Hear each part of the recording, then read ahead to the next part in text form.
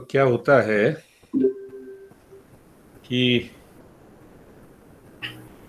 Car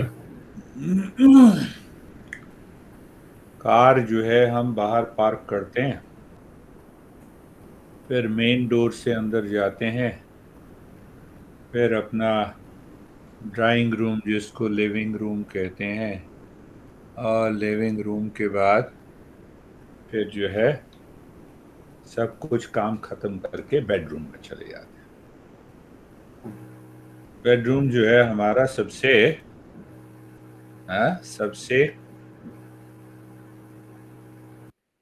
सबसे जो है,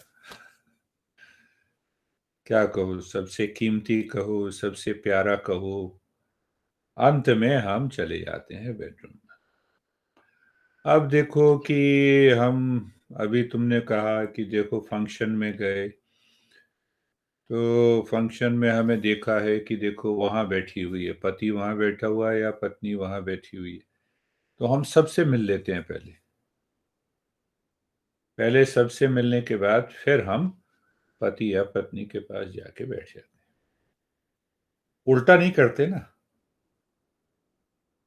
उल्टा नहीं करते ना, कहते हैं अच्छा अच्छा तुम बैठी रहो, मैं जो है सबसे मिलके आ जाता हूँ। तो जहाँ पे संबंध की बात है, बेडरूम की बात है, तो जो सबसे ऊंची चीज है, तो पहले छोटे छोटे से मिलके, हाँ मित्रता अपनी जगह है, पति अपनी जगह है, पत्नी अपनी जगह है, तो उनसे मिलके हम फिर वापस पति या पत्नी के पास आ जाते हैं। देखो, उसी प्रकार संसार, जब हम स्व की खोज करते हैं तो संसार बिल्कुल बिल्कुल छोटी चीज है संसार से। क्योंकि संसार से अलग कैसे होंगे, तो आंख बंद कर ली, देखो। फिर उसके बाद शरीर, शरीर को ठीक ठाक कर लिया, शांति हो गई। शंकराचार्य कहते हैं आसीन संभवात। ध्यान ऐसे करना चाहिए, बिल्कुल सजगता के साथ, समझ के साथ। तो पहले हमने आंख बंद की, तो हमारी समझ है कि आंख हमने इसीलिए बंद की क्योंकि संसार को से दूर जाना है। कार हमने घर के पास इसीलिए रोकी कि अब कार से बाहर निकलना है। ये देखो, ये समझ होनी चाहिए, तब ध्यान जो है बस ऐसे ही खेल खेल में होगा। तो संसार, तो ये समझ है कि आंख बंद की तो अब संसार को हमने बाय बाय कहा, छोड़ा नहीं। बाय बाय कहा कि अभी तुम्हारी जरूरत नहीं है। फिर शरीर को देखा, तो शरीर के, इसीलिए आसनों का प्रयोग है। आसन का किस लिए प्रयोग है? स्थिर सुखम आसनम। कि मन ने कहा कि शरीर अब व्यवस्थित हो गया, शांत हो गया, अब क्या करें? अब शरीर से अंदर चलें, शरीर से फिर श्वास पर आए, हैं? तो श्वास के बाद फिर हम किस पे आए? मन के ऊपर आए, मन से फिर बुद्धि, बुद्धि से अहंकार, और अंत में हमें हमारा स्वभाव, जिसको हम रियल सेल्फ कहो, जिसको आत्मा कहो, जिसको परमात्मा कहो, वहां पर आए। पर कौन व्यक्ति वहां जा सकता है, ये ध्यान देने वाली बात है। कितने लोग हैं, कितने लोग हैं जो अपने गुरु के पास जाने के लिए तत्पर रहते हैं? करोड़ों में कुछ एक गिने चुने। देखो, तो अब दूसरी बात आती है कि मेरा मन कहाँ बैठता है जाकर। तो ध्यान करते समय अगर हम ये ध्यान रखें, सजग हो जाएं कि भाई मन मेरा कहाँ जाकर बैठता है। अब देखो तुम्हारी पत्नी बैठी हुई है फंक्शन में, बड़ी दूर बैठी हुई है, और तुम जाके दोस्त के पास बैठ जाओ, तो बात तो नहीं बनेगी ना, फिर तो समस्या खड़ी होगी। उसी प्रकार मन यदि संसार में ही बैठा रहा है और हम 4 घंटे ध्यान करते हैं, तो क्या होगा? कुछ नहीं होगा। ये देखना है कि मन कहाँ बैठा हुआ है और इस मन को कहाँ बिठाना है। मन कहाँ बैठा हुआ है? मन अगर बाहर बैठा हुआ है, अपने स्व, वो जो स्व हृदय के अंदर है, वहां बिठाना है मन को। समझ के साथ, ज्ञान के साथ, समझ के साथ अगर हम मन को बिठाते हैं, तो फिर बात बनेगी। अब हमने आंख बंद कर ली, अब मन तो बाहर संसार में घूम रहा है, तो फिर ध्यान क्या होगा?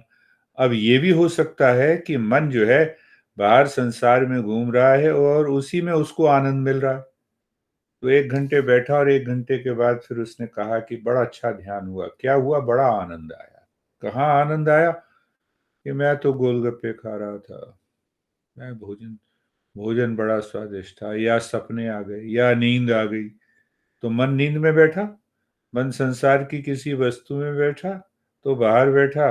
तो मन जब तक बाहर बैठेगा, तो ध्यान में सफलता नहीं मिलेगी। लगेगा ध्यान में सफल हो गए। अभी मैं पिछले साल से का पूरा ग्रुप है, उसको मंडे और थर्सडे को कराता हूँ।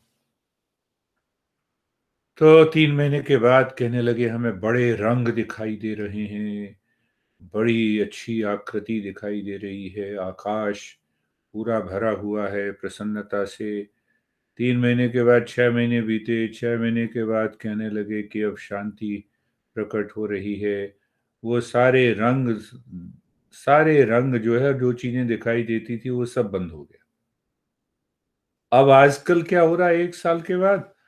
कहते हैं बस हम इसी में बैठे रहें, पूरी शांति है, सजगता बनी हुई है, प्रेम बना हुआ है, ज्ञान बना हुआ है।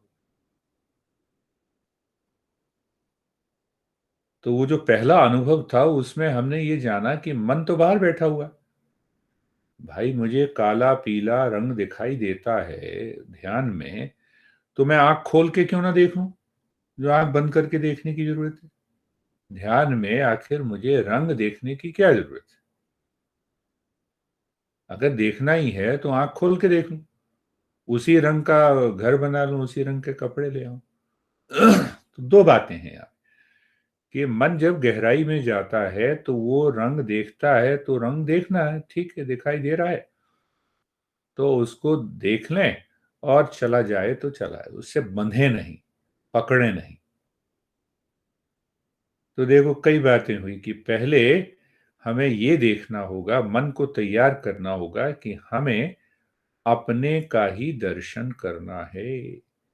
गुरु कहाँ बैठा हुआ है? हमारे हृदय के अंदर। असली जो गुरु है, वो हमारे अंदर बैठा हुआ है। जो हमारी आत्मा है, वही हमारा सबसे बड़ा गुरु है, पर हम उसको जानते नहीं।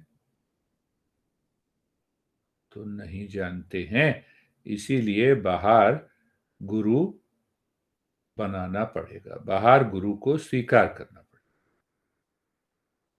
तो बाहर के गुरु को हमने बनाया, हमारे गुरुदेव हैं। तो हमने उस गुरुदेव में हमें ये स्मरण रखना है कि वो गुरुदेव मेरे हृदय के अंदर, उन्हीं को पाना। तो बाहर गुरु के द्वारा अंदर वाले गुरु को पाना है। इसका नाम है गुरु भक्ति। इसी का नाम है गुरु की पूजा। इसी का नाम है गुरु के प्रति प्रेम। बाकी सब छोटी छोटी चीजें हैं, क्या दे दो नहीं दे दो, हाँ, उससे फर्क नहीं पड़ता। तो अब ये देखो कि इसका मतलब सबसे बड़े जो प्रिय हैं मेरे, वो मेरे गुरुदेव बाहर हैं और वो अंदर बैठा हुआ है। तो इसका मतलब ध्यान की प्रक्रिया में जो सबसे प्रिय है मुझे, मत ने मन को वहां बिठाना है।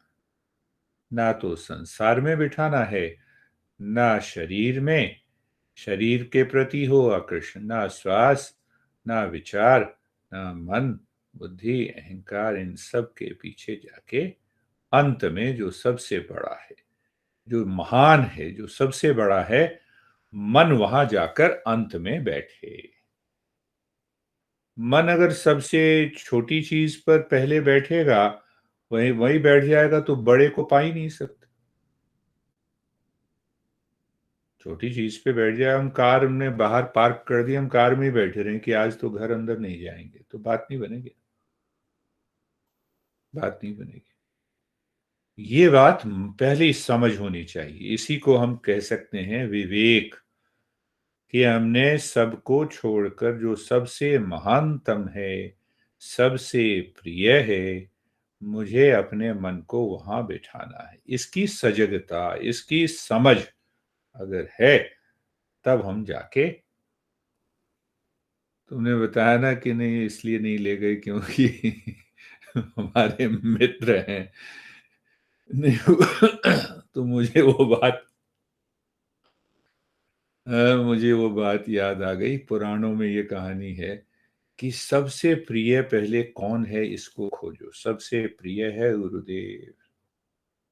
तो सबसे पहले प्रिय गुरुदेव हैं, तो गुरुदेव के पास जाकर ही बैठना है। और वो कहाँ जाकर बैठना है, वो गुरु कहाँ बैठा हुआ है, वो हृदय के अंदर बैठा हुआ है। पर मुझे तो पता नहीं है बैठा हुआ, इसलिए तो मैंने बाहर का गुरु किया। तो मैंने बाहर के गुरु के नाम को, उनकी प्रतिमा को, उनको अपने हृदय के अंदर बिठाया। तो हृदय के अंदर बिठाने के लिए मेरा मन तो बाहर भाग रहा है कई चीजों में। तो धीरे धीरे एक एक करके सबको हमने कहा कि हम तुम्हारे पास आए, संसार को देखा। संसार को देखने के बाद हमने कहा गुड बाय। फिर शरीर को देखा, गुड बाय। फिर श्वास को, मन को, बुद्धि को, अहंकार को, और अंत में मन जो है वहां पर पहुंचा। तो मुझे तुम्हारी बात से ये बात याद आई कि 24 घंटे वो स्मरण बना रहे कि सबसे अगर महानतम है, महत्वपूर्ण है, तो वो मेरा गुरु है, और वो हृदय के अंदर। पर फिर बात आती है कि हम भूल जाते हैं। तो ध्यान में सबसे पहले क्या होनी चाहिए बातचीत, कि शरीर की स्थिरता है। हम करते हैं ना, कई प्रकार से हमने ध्यान किया, तो हमने कहा कि भाई क्या, कि भी कंफर्टेबल होना चाहिए, केयर फ्री। तो पहले कंफर्टेबल। तो शिथिलता शरीर की अगर होती है, तो शरीर को हम गुड बाय कह सकते हैं। शंकराचार्य कहते हैं आसीन संभवात। पतंजलि कहते हैं स्थिर सुखम आसनम। शरीर की कैसी भी स्थिति हो, पर दो बातें जरूर हो। एक तो ध्यान करने के लिए स्थिरता जरूरी है शरीर में, और दूसरी क्या, सुखम, सुखपूर्वक स्थिति हो। तो दो बातें हो गई आसन में, कि आसन को अगर शरीर को गुड बाय कहना है, स्थिर रखना है और आगे बढ़ना है ध्यान में, तो पहले शरीर को हम ये देखें, जिस आसन में हम बैठ सकते हैं बैठ जाएं। बैठने के बाद फिर हम उसको चेक कर लें कि भाई ये शरीर, मन बार बार वह शरीर पर तो नहीं जा रहा। तो कैसे नहीं जाएगा, अगर उसकी स्थिरता होगी, सुखपूर्वक स्थिति हो, सुखपूर्वक, सुख का अनुभव होगा बैठने में। बैठने में सुख का अनुभव होगा, एक बात। और स्थिरता होगी, दूसरी बात। हमेशा ये ध्यान रखना है। हाँ, हम उसी प्रकार से ध्यान करते हैं। जितनी भी ध्यान की प्रक्रियाएं हैं, हम शास्त्र के अनुसार ध्यान की प्रक्रिया करते हैं। तो हम कहेंगे नहीं, ध्यान तो भाई मन का खेल है, शरीर पर क्यों चिंता करें। ऐसा नहीं है। क्योंकि शरीर आधार है। अगर हम उस आधार से, अब मेन दरवाजा ही नहीं है तुम्हारे घर का, तो कहां से अंदर जाओगे। वो जो दरवाजा है वही तो शरीर है। वो जो द्वार है वही तो शरीर है। हाँ? इस बार कई बार वो कहते हैं ना कि हमारा शरीर जो है वो मंदिर है। उस मंदिर के अंदर भगवान बैठे हुए हैं। तो सबसे पहले एक जो शास्त्रीय विधि है ध्यान की, और तो बहुत सारी विधियां हैं, पर शास्त्रीय विधि में उससे भी पहले हम क्या करते हैं, संसार को अलविदा कहते हैं। तो संसार को बाय बाय करने के लिए हमने शारीरिक रूप से तो अपनी आंखें बंद कर ली, पर आंख बंद करने के बाद मन को देखना है, मन बाहर तो नहीं भाग रहा संसार में। तो संसार मन में ना भागे, तो इसीलिए क्या बनाए हुए हैं, यम और नियम बनाए, अहिंसा सत्य अस्तेय ब्रह्मचर्य अहिंसा। अहिंसा का मतलब ये है कि मन के द्वारा अगर हम किसी शत्रु कोई है हमारा, तो मन 24 घंटे उसका मनन करेगा। तो अहिंसा का मतलब वो है कि भाई ये जो है अपने शरीर मन से विचार से किसी के प्रति द्वेष ना हो, जिससे कि संसार में हमारा मन जाकर ना बैठ जाए, ये भाव। वो दूसरी बात है, वो सामाजिक हिंसा।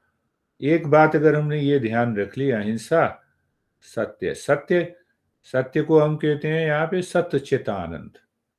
तो मन के अंदर हमेशा ये ध्यान बना रहे कि कैसा ध्यान बना रहे, जैसे आकाश में सारी वस्तुएं रहती हैं, स्पेस में ही तो रहती हैं, तुम्हारा घर मेरा घर, तुम्हारा शरीर मेरा शरीर, मेरी पत्नी तुम्हारी पत्नी, सब कुछ तो इसी आकाश में रहती है। तो हमें ये स्मरण रखना होगा कि जिस प्रकार सारी वस्तुएं, सारी चीजें, सब अनुभव इस आकाश में रहते हैं, उसी प्रकार उस आत्मा में, उस स्व में, हृदय के अंदर जो है बैठा हुआ, उसी के अंदर ये सब रहते हैं। ये ध्यान रखना।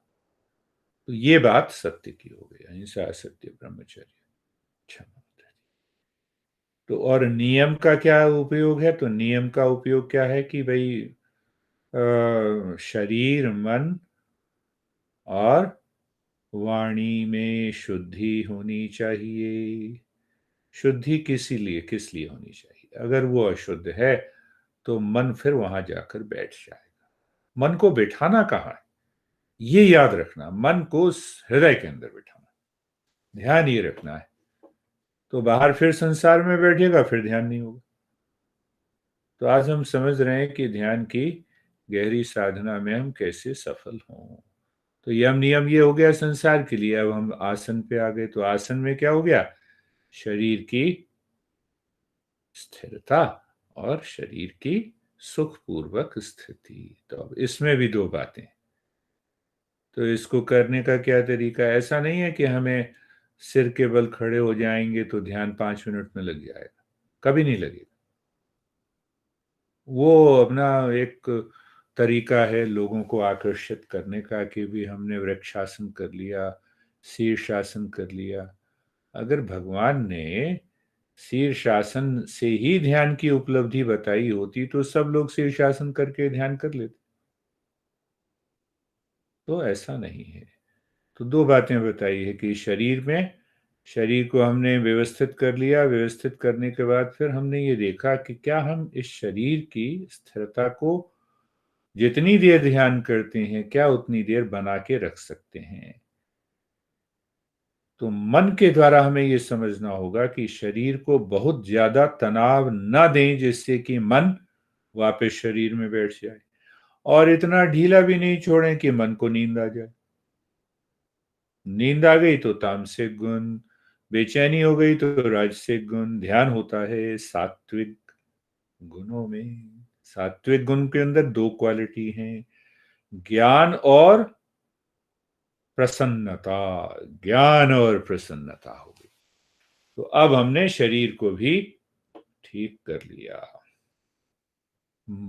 तो जब शरीर को हमने व्यवस्थित कर लिया, जैसे हम कहते हैं ना, अच्छा 50 लोग हैं तो एक से मिले, नमस्कार किया और उसके बाद फिर आगे बढ़ गए, रुके नहीं। तो उसी प्रकार से शरीर को हमने व्यवस्थित कर लिया, सुख और शांति पूर्वक स्थिति में ले आए, और उसके बाद हम आगे बढ़ गए। तो आगे बढ़ेंगे, कहाँ आगे बढ़ेंगे, संसार में आगे बढ़ेंगे या अंदर आगे बढ़ेंगे, अंदर आगे जाना। भाई घर के अंदर जाओगे तो लिविंग रूम है, किचन है, बाथरूम है, बेडरूम है, वहीं पे जाओगे ना, बाहर नहीं जाना, बाहर नहीं जाना।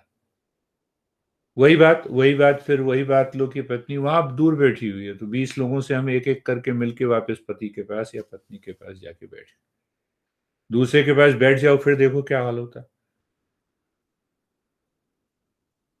पति पत्नी है दूसरे के पास बैठ जाओ, फिर देखो क्या हाल होता है। तो मन अगर कहीं और बैठ जाए तो क्या हाल होगा, देखो, सोचो, विचार करो। इस तरह से सोचना है, अपने मन में भी सोचना है कि मेरा मन अभी कहाँ बैठा है, कहाँ बैठा होना चाहिए। ये हमेशा याद रखना है कि इस मन को हृदय के अंदर गुरु का ध्यान करना है, इस मन को हृदय के अंदर गुरु के पास बैठना चाहिए। बस, मैं शिव का ध्यान करता हूं तो मेरे मन को हृदय के अंदर शिव के साथ बैठना चाहिए, ये ध्यान हो। मेरे मन को हृदय के अंदर कृष्ण या राम के साथ बैठना चाहिए, तब ध्यान हो। तो शरीर को, तो अब उसमें आसन में इशारा कर दिया है, तो एक तो बात हो गई कि सुखपूर्वक स्थिति, स्थिरता हो गई। और पतंजलि ने इशारा कर दिया कि भाई प्रयत्न शैथिल्यता अनंत समापत्तिभ्याम। इतनी सुंदर कहते हैं, अनंत समा, मन को इस आकाश में मिला दो। कहा, कौन से आकाश में, अंदर के आकाश में। क्यों मिला दो? क्योंकि मन को अंदर की यात्रा करनी है भाई, बाहर की यात्रा नहीं करनी है।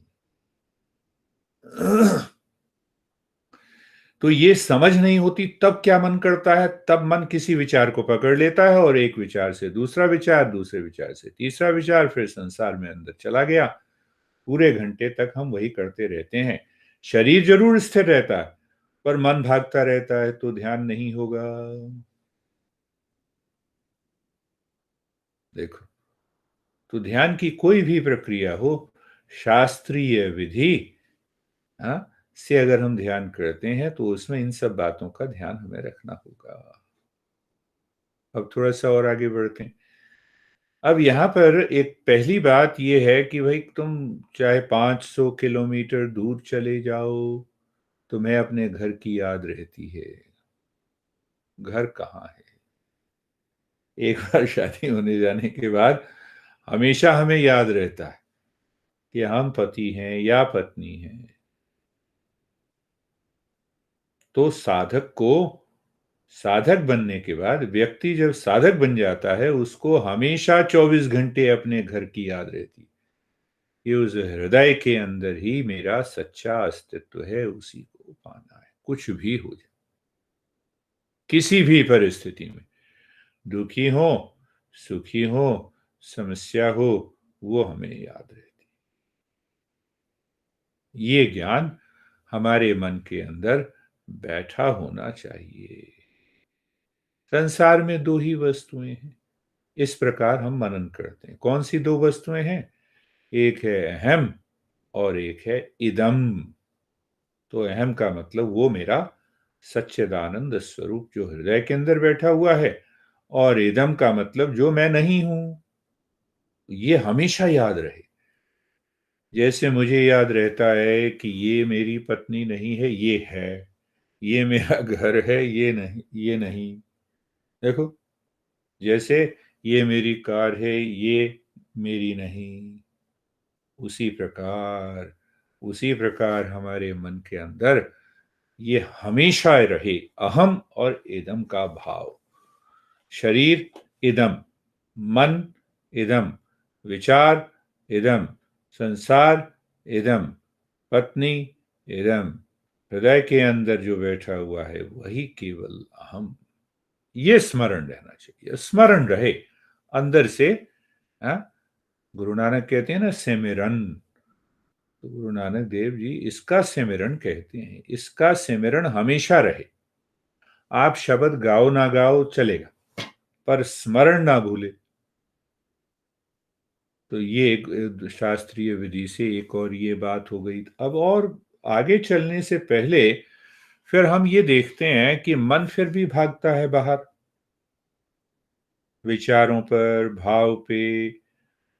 तो जो उसकी मन की अशुद्धि है, हाँ, मन की अशुद्धि क्या कहते हैं? मन की अशुद्धि है इच्छा, हाँ, उसको क्या कहते हैं? काम, क्रोध, लोभ, मोह, मद, मत्सर। तो ये हमारे पिछले जन्म के संस्कार और इस जन्म के संस्कार के कारण हमारे मन में बने रहते हैं। तो जब तक इसकी शुद्धि नहीं होगी, मन तो बार-बार बाहर भागेगा। तो इसीलिए मन की शुद्धि ज़रूरी है।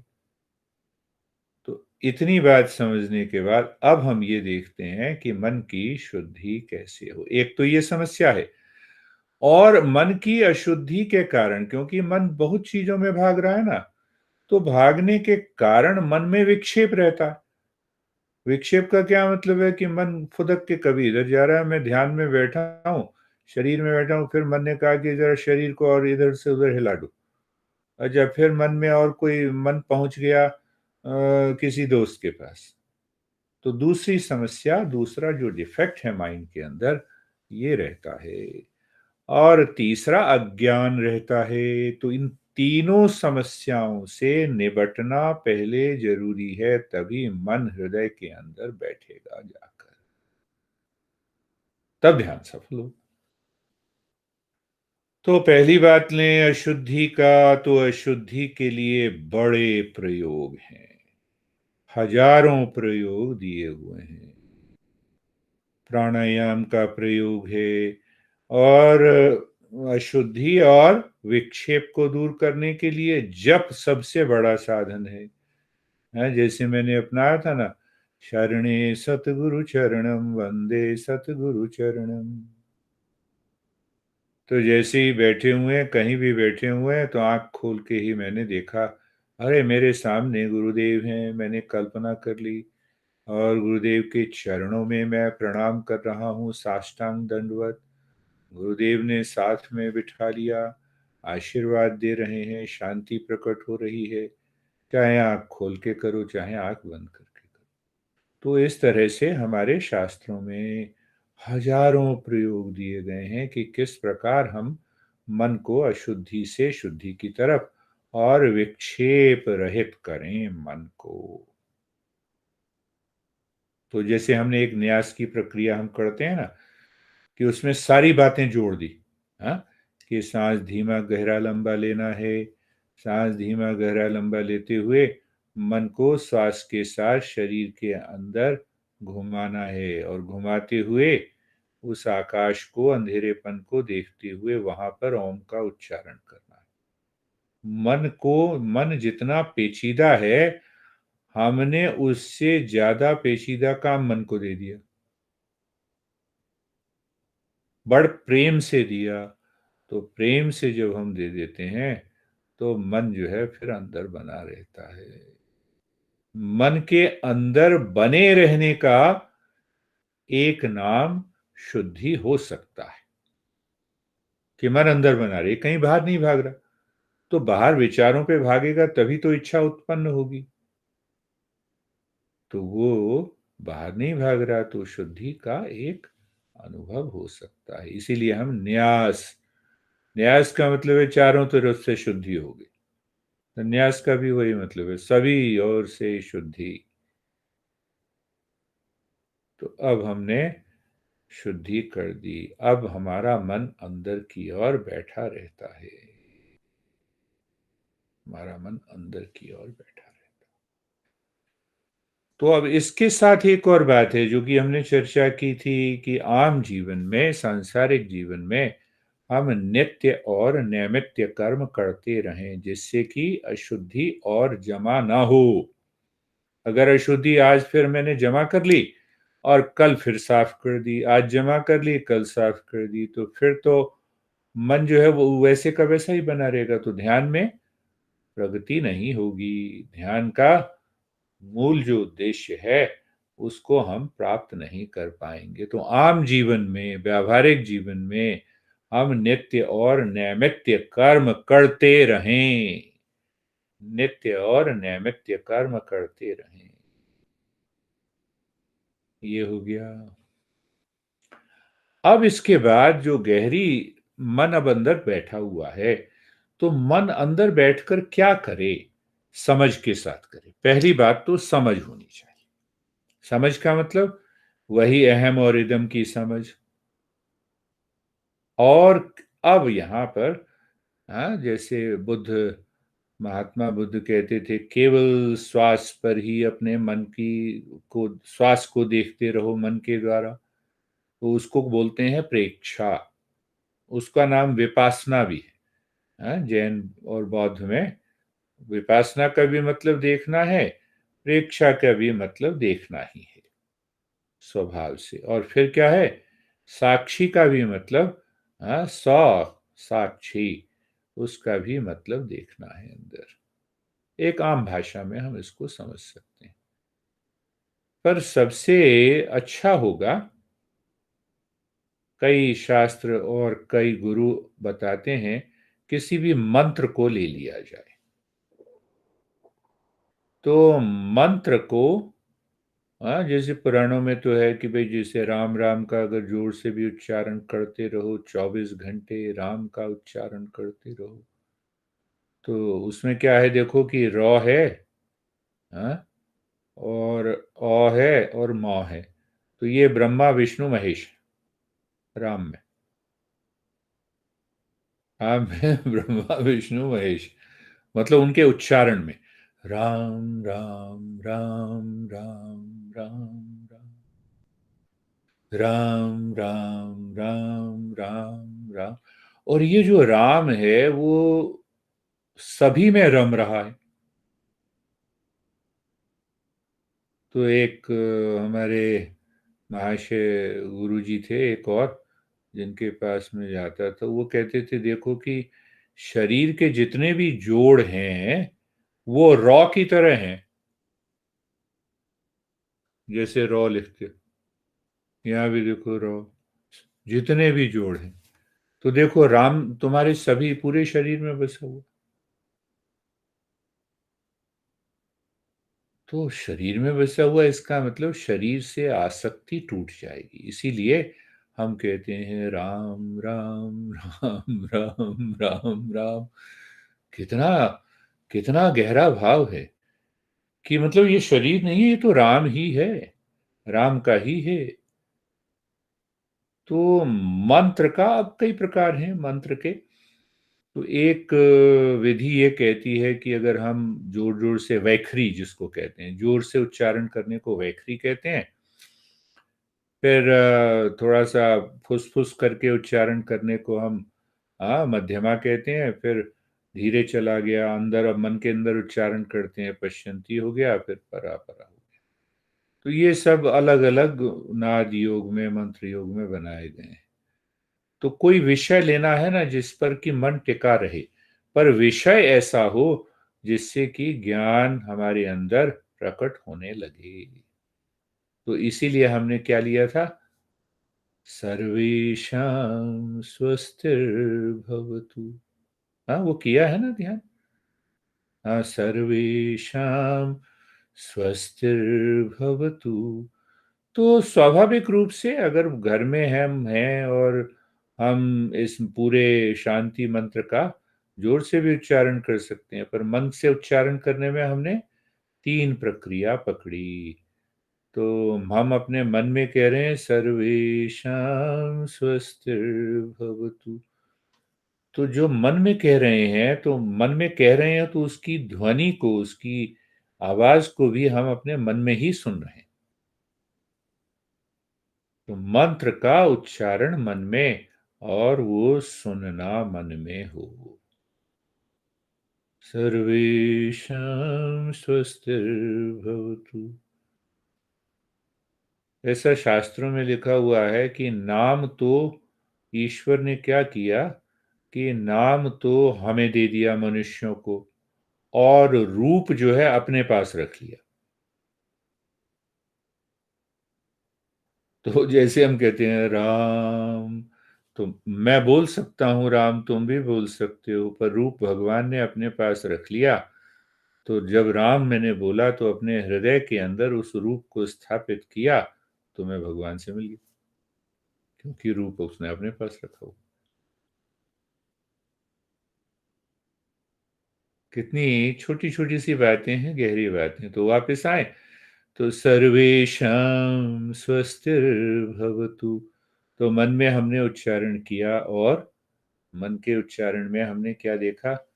उसको सुना, जो हमने बोला उसको सुना, श्रवण, तो श्रवण भी हो गया। अब उसका अर्थ, तो सर्वेषां स्वस्तिर्भवतु, सब जगह स्वस्ति हो, प्रत्येक अवस्था में स्वस्थी हो, स्वास्थ्य हो। तो अब हमने, अब देखो कि कितना गहरा पद्धति है, कि हम कह रहे हैं कि ये स्वस्ति सब जगह है, हम सब जगह देखें, हम सब जगह अनुभव करें, तो मन जहाँ भागता है तो भागता रहे, जहाँ भागा वहाँ पर भी हमने स्वस्ति का अनुभव किया।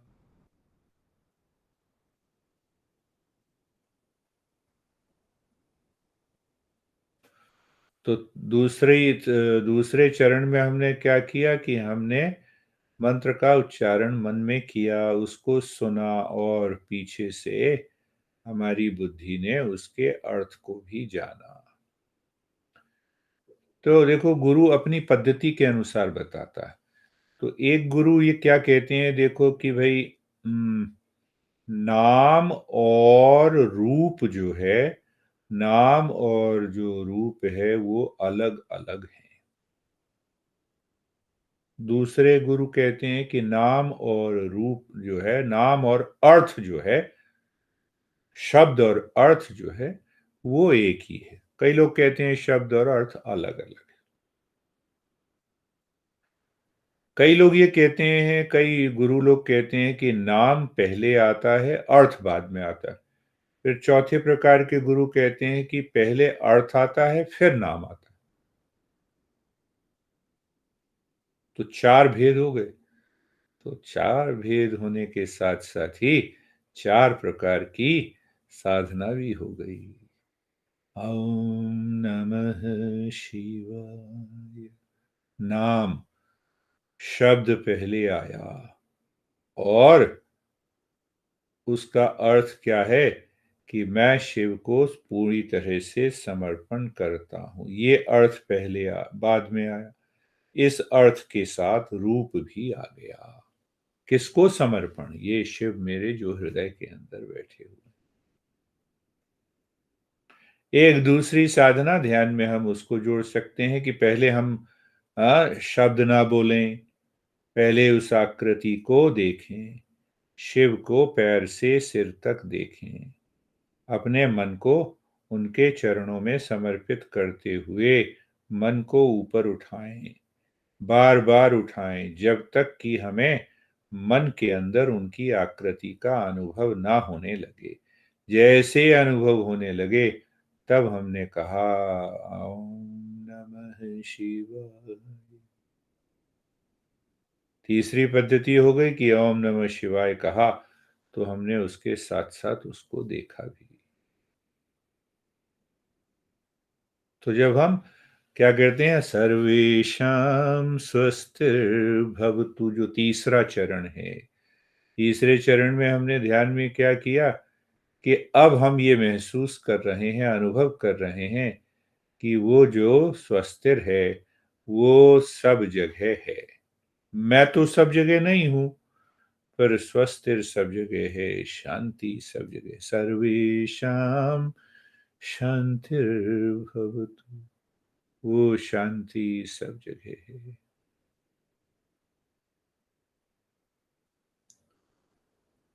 तो वो जो मन का फैलाव है, इस भाव से वो मन को ऊपर उठा देता है और धीरे धीरे हमारे मन को, हाँ, पूरी तरह से अंतर्मुखी कर देता है।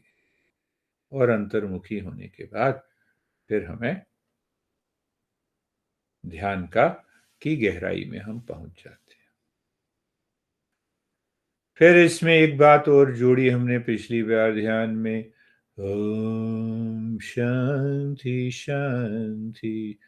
यहाँ पे हमें सिंगर नहीं बनना।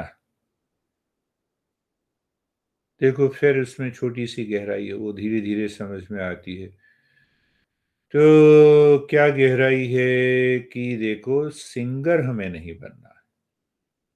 तीन धाराएं हैं। सिंगर का क्या मतलब हुआ कि वो गाना गाता है राग के अनुसार, और म्यूजिकल इंस्ट्रूमेंट्स उसको मिलते हैं, तो राग पर ध्यान देता है और हारमोनियम पे, गिटार पे और बांसुरी पे ध्यान देता है। हम क्या कहते हैं कि हम मंत्र उसको गाते समय हम भी गाते, हम भी हैं, पर हम क्या ध्यान, हमारा ध्यान क्या है, भाव पर। उनका ध्यान कहाँ है, राग पर। हमारा ध्यान कहाँ है, भाव पर। राग पे और यंत्र पे ध्यान दोगे तो सिंगर बन जाओगे, भाव पे ध्यान दोगे तो ध्यान हो जाएगा। तो ऐसा मतलब नहीं है कि जो सब बड़े बड़े सिंगर हैं, भक्ति और भजन गाते हैं, वो सारे भक्त हैं। ऐसा नहीं, ऐसा कुछ नहीं, ये सोचना ही नहीं। हमें तो उस भाव पे अगर हम ध्यान देते हैं, ओम वो ओम जो है वो मेरा सच्चा स्वरूप है जो हृदय के अंदर बैठा हुआ। तो देखो अब क्या होगा, एक ध्यानी जो है ओम का उच्चारण करता है तो वो हृदय के अंदर देखता है। एक सिंगर अगर ओम का उच्चारण करता है तो वो राग को देखेगा और सारे म्यूजिशियंस को देखेगा, अरे तुमने गलत बजाया, थोड़ा सा ठीक करो। तुम, मन तो बाहर है ना, तो ध्यान कहाँ से होगा। हाँ, अच्छा लगेगा सुनने में, अच्छा लगेगा सुनने में। तो इसीलिए मैंने उसमें कहा कि ओम, हृदय के अंदर पहली शांति किसके ऊपर, कारण शरीर। दूसरी शांति मन के ऊपर, सूक्ष्म शरीर। तीसरी शांति शरीर और संसार के ऊपर। तो हमें ये याद रहे कि वो जो हमारा सच्चा स्वरूप है वो कारण शरीर से ऊपर, कारण शरीर के पीछे, सूक्ष्म शरीर के पीछे, स्थूल शरीर और संसार के पीछे व्याप्त है। इसीलिए हमने पिछली बार जब हमने ध्यान किया, ओम शांति, एकदम मन अंदर जाए, तो बार बार अभ्यास से क्या होगा कि जित अगर कोई बाहर भी बोल रहा है ओम शांति शांति शांति, तो हमारा मन सीधा अंदर पहुंचेगा, सीधा अंदर जाएगा। तब हमारी ध्यान में सफलता हो जाएगी। अंतिम चरण क्या है कि ये सारी हमने प्रक्रियाएं की। प्रक्रियाएं करने के बाद हमें एक ऐसी स्थिति में आना है कि मन को कहना है कि अब कुछ ना कर तू। क्यों नहीं कर, क्योंकि जितना वो कर सकता था उसने कर लिया। तो ऐसी अवस्था में मन क्या होता है, निरुद्ध अवस्था में पहुंच जाता है। पतंजलि कहते हैं ध्यान की प्रक्रिया क्या है, योगश्चित्त वृत्ति निरोध। सब मन पूरी तरह से अलग हो गया सभी चीजों से। किससे, इदम से। तो इदम से जब अलग हो गया, ऐसी अवस्था में मन के अंदर वो अहम उतरने लगता है, अपने आप उतर, अपने आप ही उतरेगा, अपने आप ही वो ज्ञान की धारा, भक्ति की धारा बहने लगेगी। और जब वो बहने लगती है तब हमें ज्ञान होता है कि जिस गुरु को हम बाहर ढूंढ रहे थे, ढूंढ रहे हैं, या जिसको हमने, वो हमारे अंदर ही बैठा हुआ है। तो उसी को हम कहते हैं कि ध्यान की गहरी अवस्था, उसी का नाम है कि हम असंप्रज्ञात समाधि में पहुंच गए।